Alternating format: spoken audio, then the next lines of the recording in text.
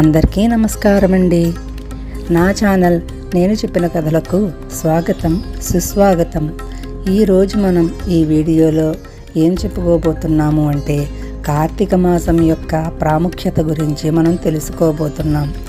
ఈ పవిత్రమైన కార్తీక మాసంలో ఆధ్యాత్మిక పర్వదినాలైన కార్తీక పౌర్ణమి, నాగుల చవితి, అక్షయ నవమి, క్షీరాబ్ది ద్వాదశి మొదలైనవెన్నో పవిత్ర పర్వదినాలు ఈ నెలలోనే రావటం ప్రతి హిందువునకు తెలిసినదే. కృతయుగాది, అందులో మొదటిది పూర్వం కృతయుగం ప్రారంభమైన మహాపుణ్యతిథి. దీని పేరు అక్షయ నవమి. ఈ కార్తీక శుద్ధ నవమి గురువారం నాడు పూర్వకాలంలో కృతయుగం ప్రారంభమైన రోజు. అందుచేత ఈ పవిత్ర దినమునే ధాత్రి పూజ చేస్తాము. ఈ రోజుననే ఉసిరి చెట్టు అంటే ధాత్రి మూలమును ఆశ్రయించి ఆవు పేడతో ఒక చక్కని వేదిక అంటే అరుగు నిర్మించి దానిని గోమయంతో అలికి శుద్ధ చుక్కలు పెట్టి పసుపుతోనూ కుంకుమతోనూ దానిని అలంకరించి ఈ విధంగా దేవతా వేదికను తయారు చేయాలి. అలా నిర్మాణము చేసిన అరుగుపై ఉసిరి చెట్టు క్రింద సాధన చేయాలి. అంటే జపము, పూజలు, వ్రతములు చేసినవి అప్పుడే ఫలిస్తాయని మంత్రశాస్త్రం చెప్తోంది. అలా నిర్మాణం చేసిన వేదిక పైన ఒక చక్కని పీఠం కానీ పీట కానీ వేసి ఒక తెల్లటి పట్టు వస్త్రం కానీ జరీ అంచుగల నూలు వస్త్రం కానీ దానిపైన పరిచి స్థండిలము అంటే బియ్యం పోసి చదునుగా నలుచదురంగా సర్ది ఏర్పాటు చేసిన చతురము. దానిపైన అష్టదిక్పాలకులను అష్టదిక్కుల యందు ఆయా దిక్కులను పరిపాలించే దేవతాలోకమునకు సూచనగా మనం వేసే ప్లాన్ లాంటిదన్నమాట. తూర్పున ఇంద్రుడు, ఆగ్నేయున అగ్ని, దక్షిణమున యమధర్మరాజు, నైరుతి దిక్కున నివృత్తి అను అసురుడు, పడమర వరుణుడు, ఉత్తరాన కుబేరుడు అంటే ధనదుడు, వాయువ్యమున వాయుదేవుడు, ఈశాన్య దిక్కున ఈశ్వరుడు. ఇలా 8 దిక్కులందు ఆయా దిక్పాలకులను స్థాపించుచూ చేసే పూజ అష్టదిక్పాలకుల పూజ. ఇది లేనిదే దేవతలకు మనం చేసే పూజ ఫలితం ఇవ్వదు. నవగ్రహాలను సూర్య, చంద్ర, కుజ, బుధ, గురు, శుక్ర, శని, రాహుకేతువులను స్థాపించి పూజించుట, వాటి దేవతా ప్రత్యర్థి దేవతలతో సహా ప్రతిష్ఠ చేసి కలశ స్థాపనము చేసి ఆ కలశంతో పంచపల్లవములు అంటే మామిడి, రావి, నేరేడు, బెల్వము, మేడి వేసి అఖండ దీపారాధన చేసి ఒక వెండి పళ్ళెంలో కానీ రాగి పళ్ళెంలో కానీ విష్ణు సాలగ్రామమును ప్రతిష్ఠించి దానికి పంచామృతములతో అభిషేకం, పురుష సూక్త, స్త్రీ సూక్త సమన్వితంగా చేయవలెను. ఆ తరువాత విష్ణు సహస్రనామం, నారాయణ మంత్రములతో అర్చించి లక్ష్మీ పూజ చేసి ఆవునేతి దీపారాధనము సమర్పించి కొబ్బరికాయ, అరటిపండు, పాయసము నైవేద్యంగా సమర్పించి కర్పూర నీరాజనం ఇచ్చి పూజించాలి. ఆ తర్వాత శక్తి కలిగిన వారు 9 మంది జపధ్యానపరులైన వేద పండితులకు బ్రాహ్మణ భోజనము నివేదనగా చేయవలెను. తాను అభిషేకం చేసిన జలమును పంచామృతములను సేవించి ఆ రోజు ఉపవాసం చేయవలను. మరునాడు వ్రతం ఉద్యాపన చేసి తిరిగి నిత్య పూజ చేసి భోజనం చేయవలను. ఈ విధంగా అక్షయ నవమి వ్రతం చేసి స్థండిలముపై సాలగ్రామమును, తులసీమాల, ఉసిరి పత్రములతో పూజించిన వారు ప్రస్తుత జన్మం దాకా గత జన్మములన్నిటిలో చేసిన చెడు కర్మ తక్షణమే నశించునని భవిష్య పురాణంలో మంచి ప్రమాణంగా చెప్పబడింది. అక్షయ నవమి నామ యుగాది నవమి సా లోకమంగళధాత్రీ చ సర్వకల్మిష నాశిని. ఇది భవిష్య పురాణం. అందుకని ఈ పవిత్ర పుణ్యదినమున సాధుకులైన ఈ యోగ మిత్రులందరూ యథాశక్తి ఈ అక్షయనవమి జరిపి ఆ పుణ్యఫలమును పొందెదముగాక. తరువాత పండుగ కార్తీక పౌర్ణిమ. ఈ కార్తీక పౌర్ణమి నాడు జ్వాలాతోరణం వెలిగించి అఖండ జ్వాలా దీపం సాయంత్రం చంద్రోదయం నుంచి మర్నాడు సూర్యోదయం వరకు నిలిపి అఖండ ధ్యానంలో గడిపిన మహత్తర పుణ్యము కలుగును. తరువాతది సర్పదోషం, సుబ్రహ్మణ్య శాంతి. అంతేకాక ఎవరికైనా సర్పదోషం, జాతకంలో సంతాన సంబంధమైన కుజరాహువుల దోషములు ఉండి ఇంకా సాంసారిక బాధలు కలిగిన వారు సుబ్రహ్మణ్యేశ్వరుని పూజ అంటే షష్ఠి మంగళవారం కానీ, చతుర్థి మంగళవారం లేక చతుర్థి బుధవారం కానీ ఉపవాసముతో చేసి నాగపూజ, అశ్వత్థనారాయణ ప్రదక్షిణములను చేసి పాములకు పాలు పోసిన ఆ దోషము నివారణ అగును. ఒక శ్రేష్టమైన పగడము, వెండి ఉంగరములో తాపడము చేసి రాగి పళ్ళెంతో దానికి పాలతో అభిషేకం చేసి ఆ పాలు పుచ్చుకొని మంగళవారం ఉపసవించిన వారికి ఆ సంబంధమైన దోషము నివారణ అగును. పూర్వం ఇదివరలో అంటే 1979లో శ్రీ గురుదేవులు ధర్మాజీ గూడెం వాస్తవ్యులైన శ్రీ కిలారి వెంకట కృష్ణారావు గారి కుమార్తె రాణికి గత 3 సార్లు 4వ మాసంలో కడుపు పోవుట, పిల్లలు లేకుండా ఉండుట అను దోషమును నివారించుటకు పై పద్ధతి ద్వారా ఆ చెడు కర్మను నివారించే విధమును ఆచరించమని చెప్పారు.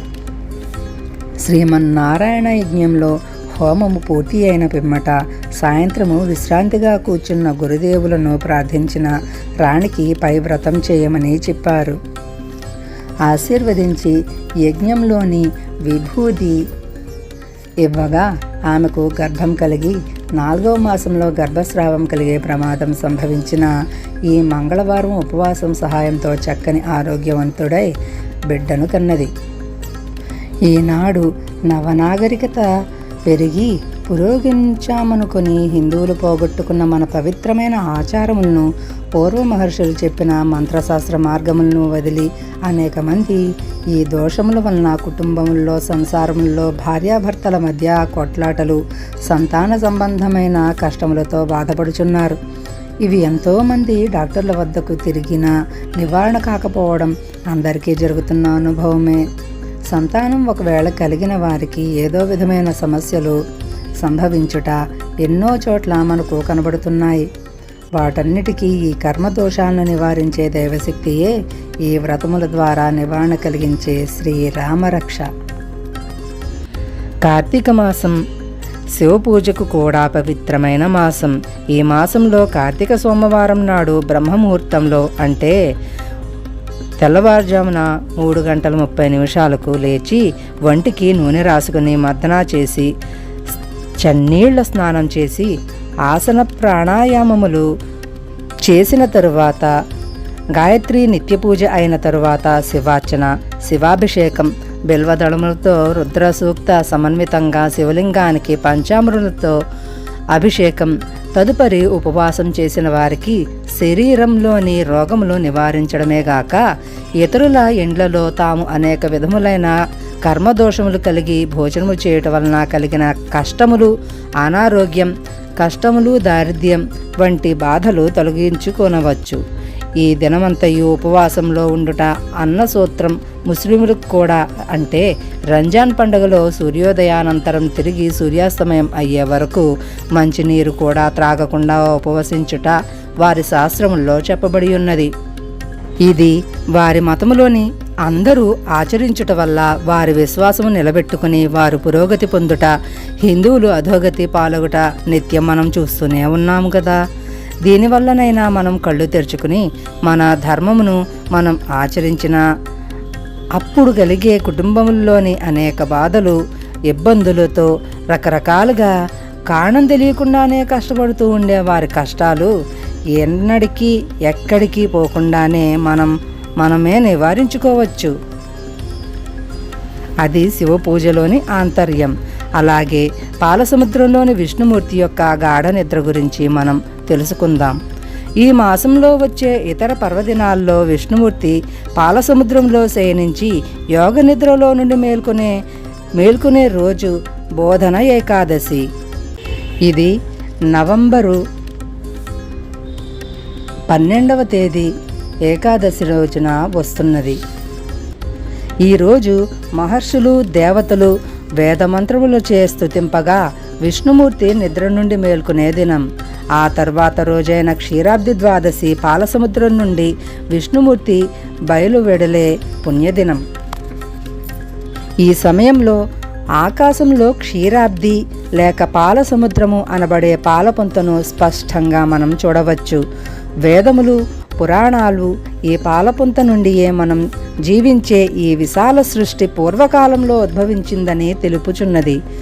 ఈ విషయాన్ని ఈనాడు సైన్స్ కూడా చెప్తోంది కదా. మరి మన అందరికీ కూడా తెలుసు.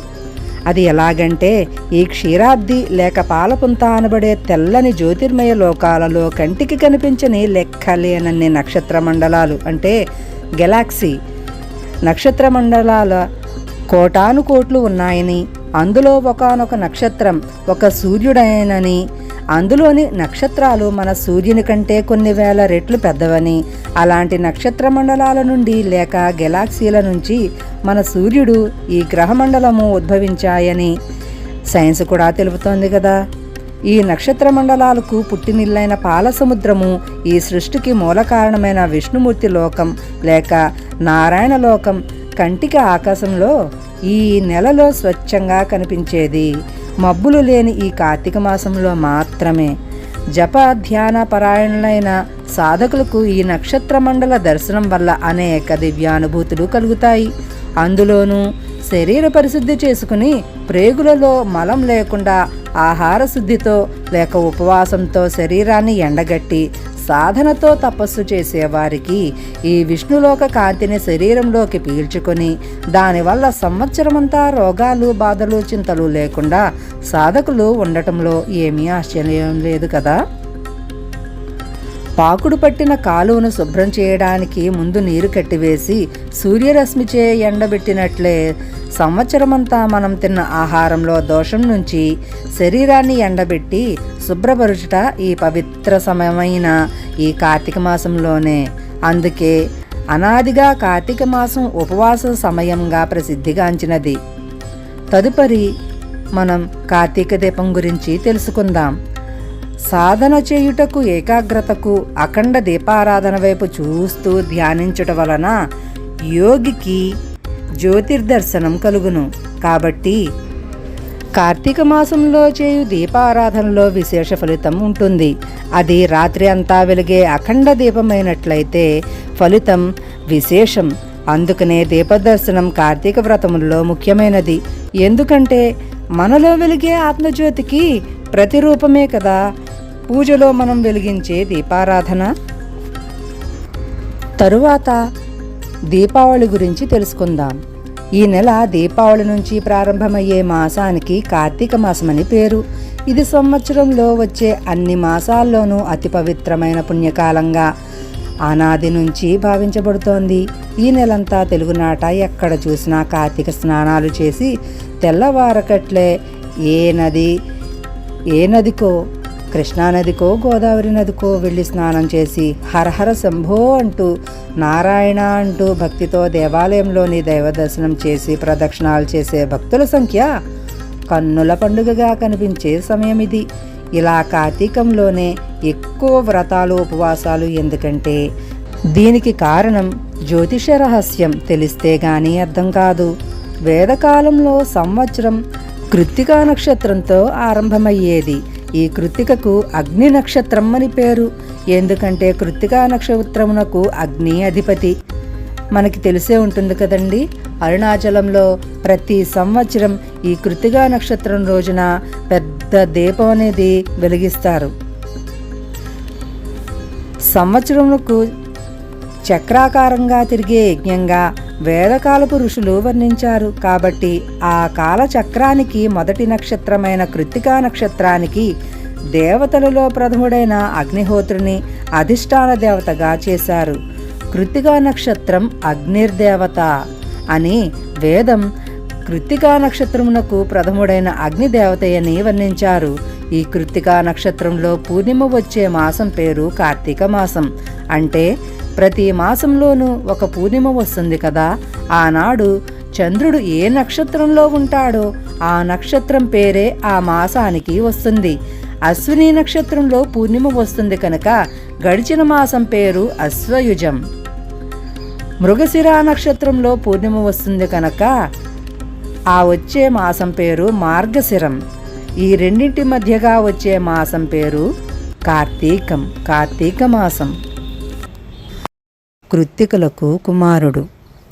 పురాణగాథలలో రహస్యమైన జ్యోతిష ఆధ్యాత్మిక సూత్రాలు ఇమిడ్చి మన ప్రాచీన ఋషులు కథలుగా సామాన్య ప్రజల్లో నిలిచి ఉండేలా ప్రచారంలో ఉంచారు. అలాంటి గాథలలో కుమారస్వామి పుట్టుక ఒకటి.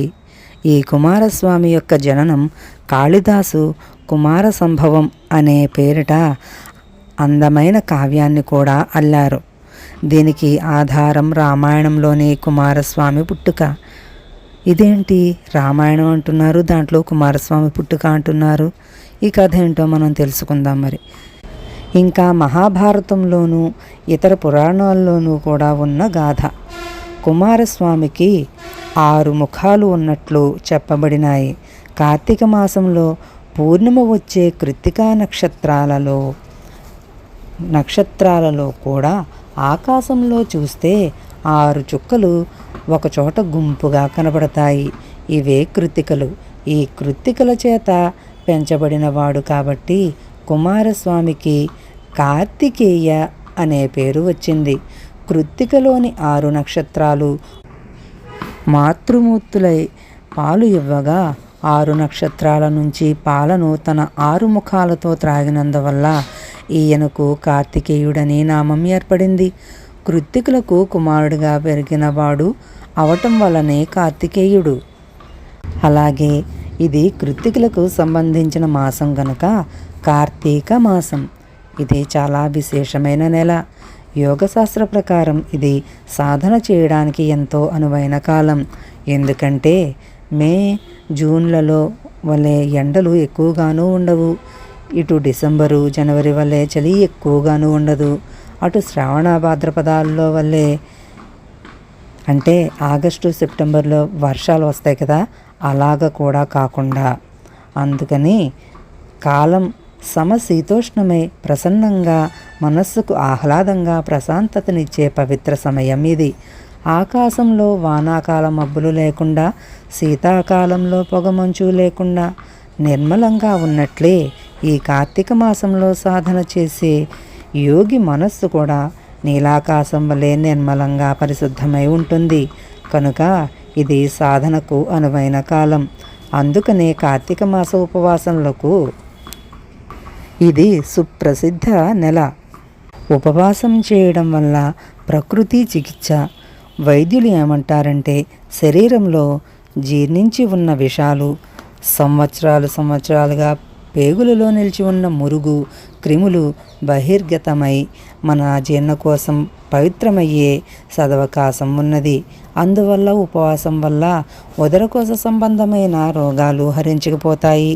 పోతే రెండవది, యోగశాస్త్ర ప్రకారం ఉపవాసం చేయటం వల్ల మన స్థూల శరీరం యొక్క మొద్దుతనం అంటే తమోగుణం తగ్గి మనస్సుకు ప్రాణశక్తికి బలం పెరుగుతుంది.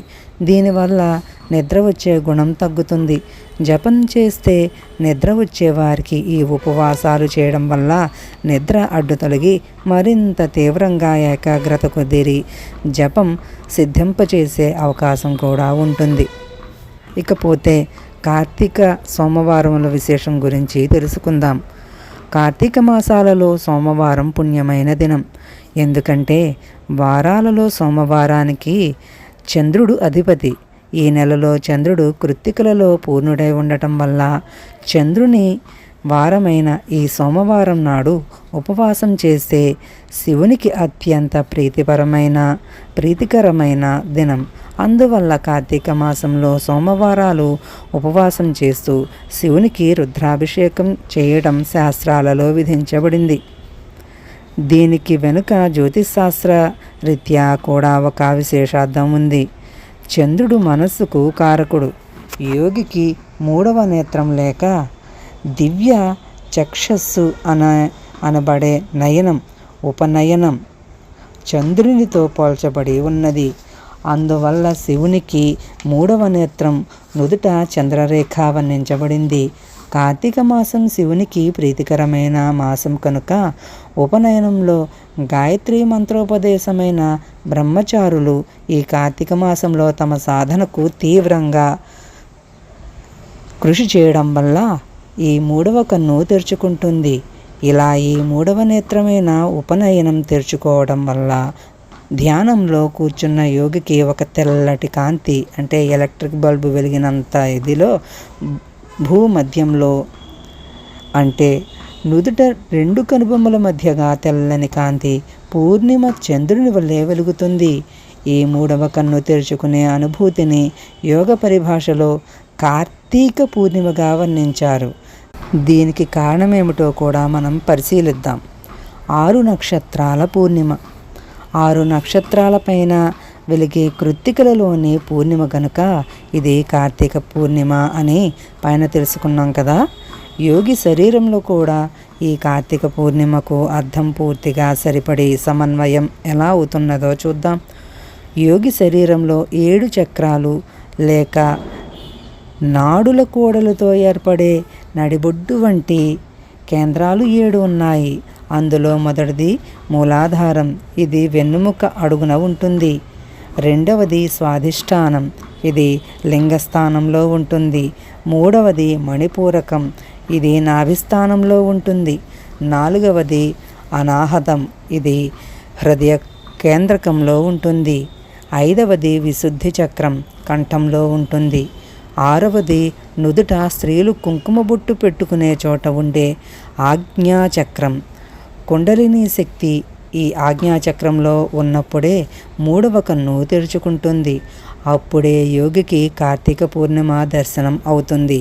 కార్తీకం అని అనటం ఎందుకంటే మూలాధారం నుంచి 6 చక్రాలు 6 నక్షత్రాలుగా ఏర్పడి అవి ప్రశ్నార్థకం ఆకారంలో కనపడతాయి.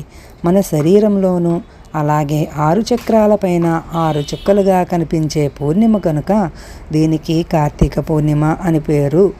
ఈ 6 చక్రాలు శరీరంలో యోగికి అమృతధారలు వర్షించగా దానిని ఆస్వాదించుతాడు కనుక కార్తికేయుడుగా వర్ణించుచున్నారు. ఈ యోగ రహస్య సంకేతమును 6 మాతృకలు లేక కృత్తికలు ఇచ్చే స్తన్యాన్ని త్రాగే యోగిని పాము వలె వర్ణించుచున్నారు. ఇతడు బ్రహ్మచారి కనుక కుమారుడని పేరు. మూలాధారంలో ఉండును కనుక కుండలిని. ఇతనికి సుబ్రహ్మణ్యేశ్వర స్వామి అని కూడా పేరు కలిగింది. సుబ్రహ్మణ్యేశ్వరుని ఆకారం సర్పమే కదా. అయితే ఇది బయట తిరిగే పాము కాదు, శరీరంలో మేల్కొని ఉన్న కుండలిని శక్తి. ఇది సూచించడానికే రావి చెట్ల కింద నాగప్రతిష్ఠ చేసిన శిలలపైన పాము తోకపై నిల్చున్నట్లు వేయుటకు కారణం. ఇంతేకాదు ఇంకొక యోగ రహస్యం కూడా ఉన్నది దీని వెనుక. యోగి శరీరంలో కుండలిని శక్తి మేల్కొనే ముందు దానిని తన ప్రాణాయామంతో ప్రబోధించవలెను. కుడి ఎడమ ముక్కులలో ఆడే శ్వాసకు ఇడ పింగళ నాడులని పేరు. ప్రతి నాడి శరీరంలో ఉన్న 6 చక్రాలను తాకుతూ వంకర టింకరగా పోతుంది. ఇలా వంకరగా ప్రయాణించే శక్తి తరంగాలుగా, అంటే వేవ్స్ ప్రయాణించడం వల్ల దానికి వంపులు తిరిగిన పాము సంకేతంగా ఏర్పాటు చేశారు. ఈ కుడి ఎడమలనున్న ఎడ పింగళ నాడులు శరీరంలోని 6 చక్రములను ఎట్లు తాకుచున్నవో చూపే చిత్రమే రావి చెట్ల కింద ప్రతిష్ఠ చేయబడిన జంట పాములు.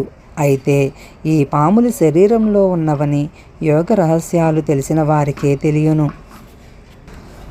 తరువాతది శివశక్తి కుమారుడు. కుమారస్వామి శివునుకు పార్వతీ కుమారుడైనట్లు తెలిపే కథలో అనేక ఆధ్యాత్మిక జ్యోతిష రహస్యాలు అల్లికగా ముడివేయబడి ఉన్నాయి. అందుకే ఒకవైపు కుమారస్వామిని శివుని కుమారుడని చెప్పి ఇంకొక వైపు కుమారస్వామి అగ్నిహోత్రుని గర్భంలో పెరిగాడని చెబుతూ మళ్ళీ ఆయనే కృత్తికులకు కూడా పుత్రుడే జన్మించాడని, మళ్ళీ కార్తికేయుడు అయ్యాడని చిత్ర విచిత్రాలుగా ఈ కథ చెప్పారు. దీనికి వెనుక కూడా ఒక ఆధ్యాత్మిక రహస్య సంకేతం ఇమిడ్చిపెట్టబడింది. అది ఏమిటో మనం ఇక్కడ తెలుసుకుందాం.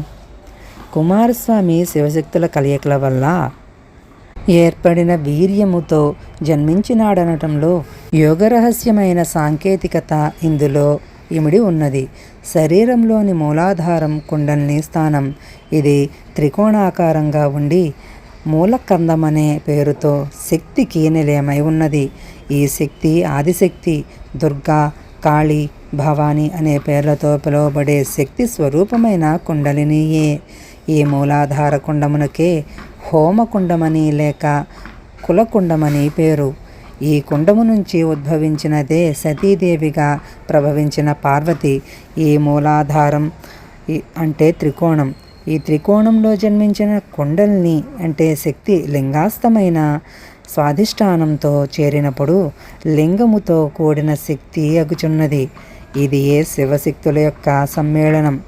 కుండలిని శక్తి సృష్టి కేంద్రమైన స్వాధిష్టానమగు లింగస్థానమును చేరునప్పుడే సృష్టి జరుగుతున్నది.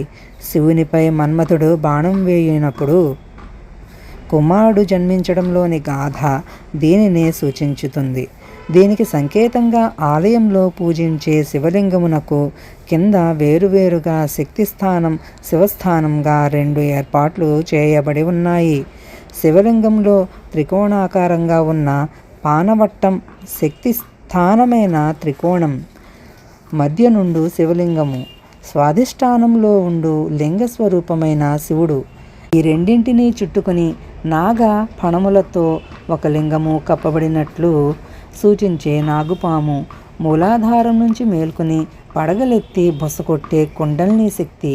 ఇదే నాగలింగము అను పేర ఆలయాల్లో పూజింపబడుతున్నది. ఈయన సాంబశివుడు. అంబతో సమేతుడై శివుడు వారికి జన్మించిన వాడే కుమారస్వామి. ఈ మూలాధార శక్తి ఉన్న కారణం చేత ఈ సర్ప స్వరూపుడైన సుబ్రహ్మణ్యునికి శక్తిధరుడని పేరు కలిగినది. శక్తి అనగా కుండలిని శక్తి.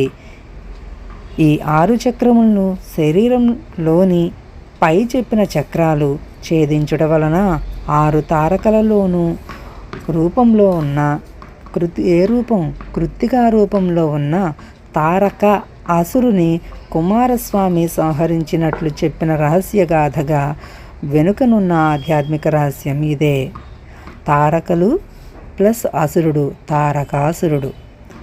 శరీరంలో ఈ యోగ రహస్యాలు తెలిసి ఈ కార్తీక మాసంలో మనమంతా ఆహార నియమం కలిగి ఉపవాసాలు చేసి సాధన చేస్తూ యోగశక్తిని పొంది ప్రతి సాధకుని శరీరంలోనూ 6 చుక్కలపైన పున్నమిగా వెలిగే కార్తీక పూర్ణిమ చంద్రుని మన భ్రూమధ్యంలో దర్శించి 7 వెలుగుల జ్యోతిని వెలిగించి నిజమైన దీపావళి జరుపుకుందాం.